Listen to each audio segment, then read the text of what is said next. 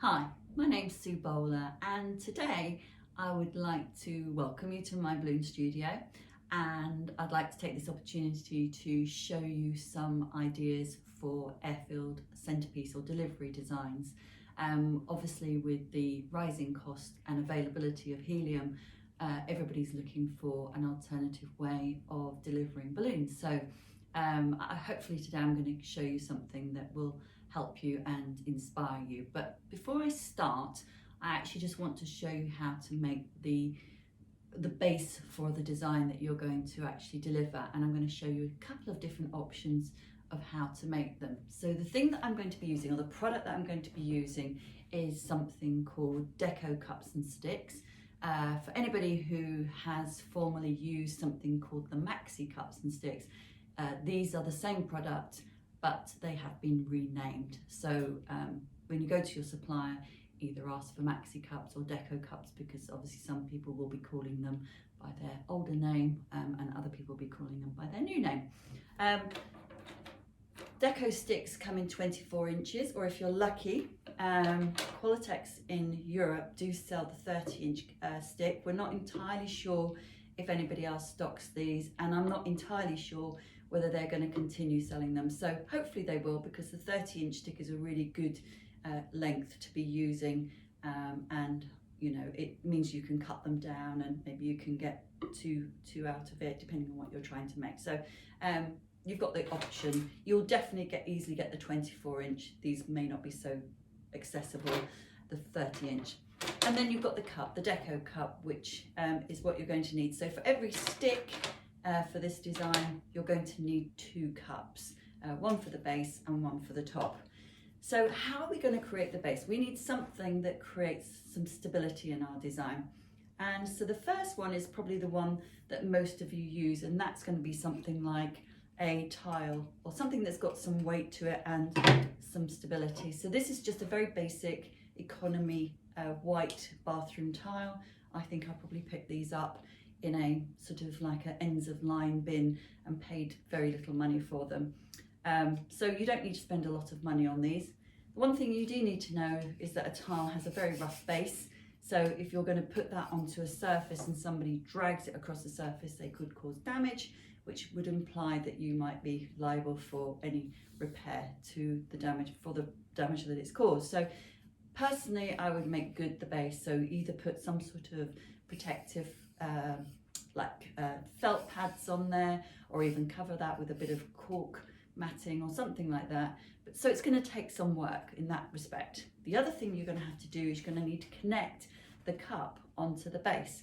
So we've got a plastic cup and we've got a ceramic tile base. Therefore, you've got 2 different surfaces. So not all glues are going to work for that. What I would recommend, or not recommend, sorry, is using a glue gun, because a glue gun has a habit of not always working in different temperatures. What I mean by that is, if you make your connection in a warm room, so you glue it on in a warm room, then you take it outside, the glue often changes its property and it becomes quite brittle, and then they break off. So, and I've had that happen to me. So I always look for a glue that has some flexibility to it. So there are a couple of glues that I recommend. The one that you're all going to find very easy to get is something called Gorilla Glue. It's available at DIY shops and all sorts of different places like that. Maybe home, sort of like hardware stores.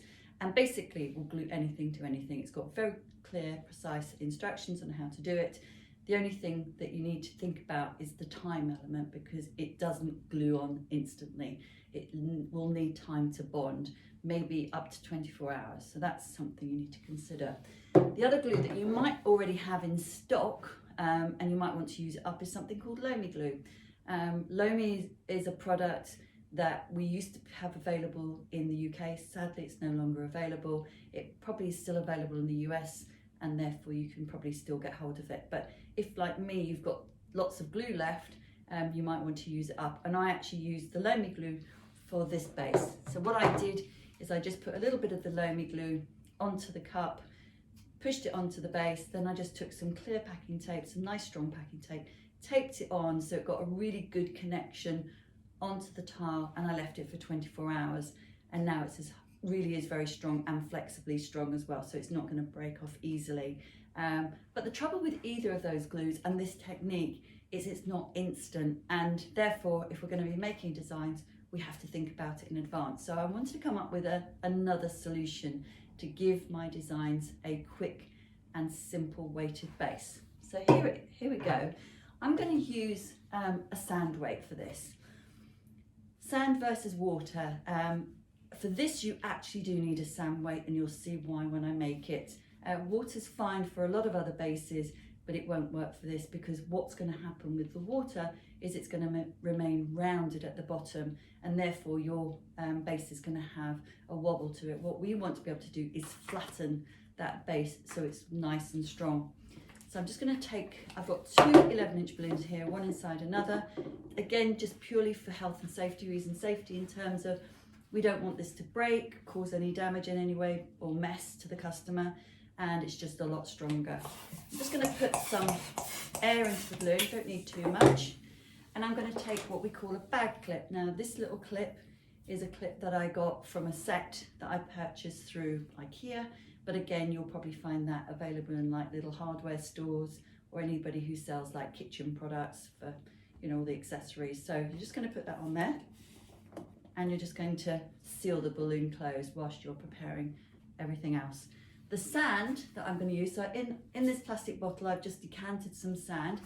You can hear it's free flowing. This is called kiln dried sand. It's sand that's been dried, and therefore it doesn't clog up. If you can't get hold of this again you'll get from something like a builder's merchant.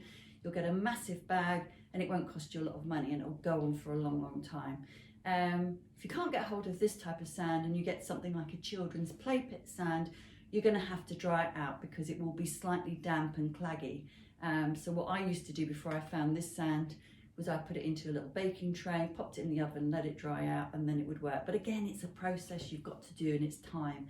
So it's better to get the right thing from the off. So I've got some sand in here. Just going to remove the top, keep it nice and secure. I'm just going to take my balloons. Now I'm going to stretch the neck and put it over the top of here. And because this is a bottle and this is sealed, it will hold the air in the balloon. Let me show you. I'm just going to put that there nicely over the top. Just remove the clip, and as you can see, the balloon is still inflated. And therefore, when I turn it over,